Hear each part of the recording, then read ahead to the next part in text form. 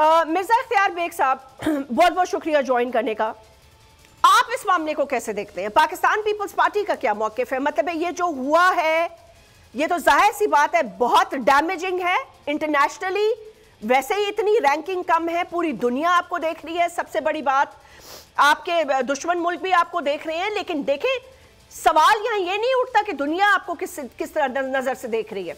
यहां पाकिस्तान की अवाम ये सवाल कर रही है कि अगर जजेस इस मुल्क के महफूज नहीं है तो मेरी और आपके महफूज होने की क्या गारंटी है? मतलब वो ये कह रहे हैं कि मेरे ऑफिस में, मेरे कमरे में, मेरे बेडरूम में कैमरे लगाए गए।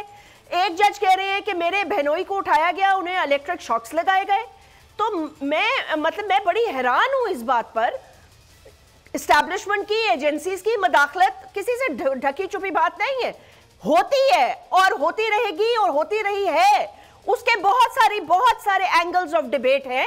लेकिन सवाल यह पैदा होता है कि इस मामले को आप समझते हैं कि क्या चीफ जस्टिस को खुद देख लेना चाहिए था, या इस तरह एग्जीक्यूटिव को रेफर करना फुल कोर्ट का अपने कंधे से बोझ उतारने वाली बात है?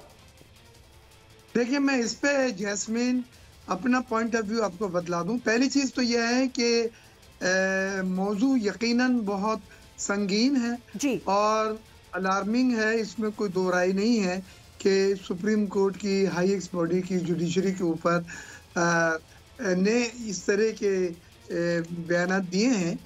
अगर वो सच होते हैं तो बहुत संगीन नौयत की बात है, लेकिन इसके ऊपर एक्शन क्या लिया गया वो भी बड़ा इम्पोर्टेंट है। उसको साथ तनाजुर में लेके चलना हुआ आपको।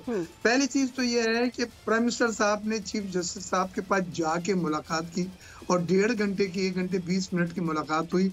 उसमें हर एंगल से इस चीज को डिस्कस किया गया।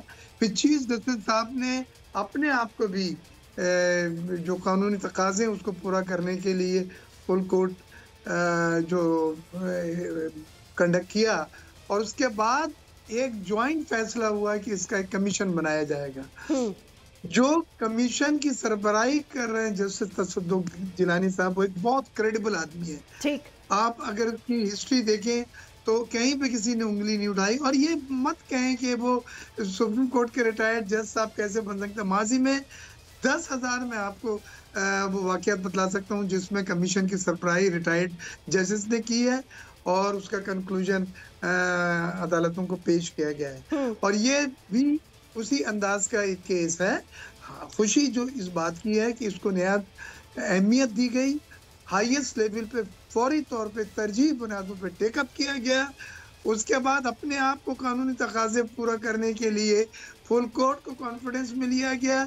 और उसके बाद जो कमीशन बनाए उसके term of reference, terms of TOR जो है, जी हाँ, वो भी तयन की गई। क्योंकि अमूमन अगर ऐसे टालना होता है तो वो TOR वगैरह नहीं तयन की जाती। इसमें उन्होंने स्पेसिफिक बतलाया है कि आपने क्या क्या चीज को करके हमें किन चीजों के ऊपर रिपोर्ट देनी है। तो मैं समझता हूँ हमें संजीदगी पे डाउट नहीं करना चाहिए, वक्त से पहले हमें जंपिंग टू कंक्लूजन नहीं करना चाहिए, बल्कि साथ साथ इस बात का शुक्रिया करें कि नहायत तरजीह बुनियादों पे हाईएस्ट फोरम पे उन लोगों ने इसमें इनिशिएटिव लिया जो अपने अपने इदारों के नंबर 1 थे, the biggest and the highest of the highest. I mean वैसे इख्तियार बेग साहब, वो बात आपकी ठीक है, शुक्रिया अदा करने वाली बात आपकी ठीक है, but did they have a choice? The question is did they have a choice? मतलब इस्लामाबाद के 6 नहीं, वो तो आपकी बात ठीक है, वो आपकी बात ठीक है। देखिए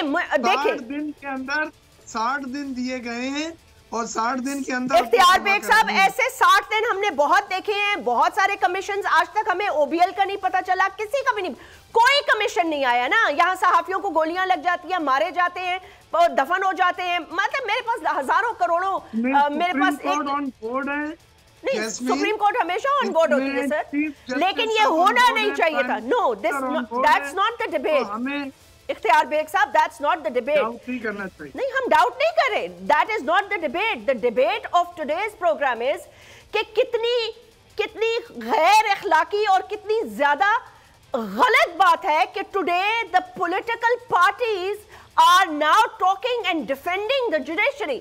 ये हमारे हैं, ये हमारे हैं, वो पहले चीफ जस्टिस आए तो वो हमारे थे, अब ये आए हैं तो ये हमारे। ये तो मैंने पूरी दुनिया में किसी मुल्क में ऐसा होता हुआ नहीं देखा। सब्सक्राइब करें और बेल दबाएं ताकि कोई खबर रह न जाए।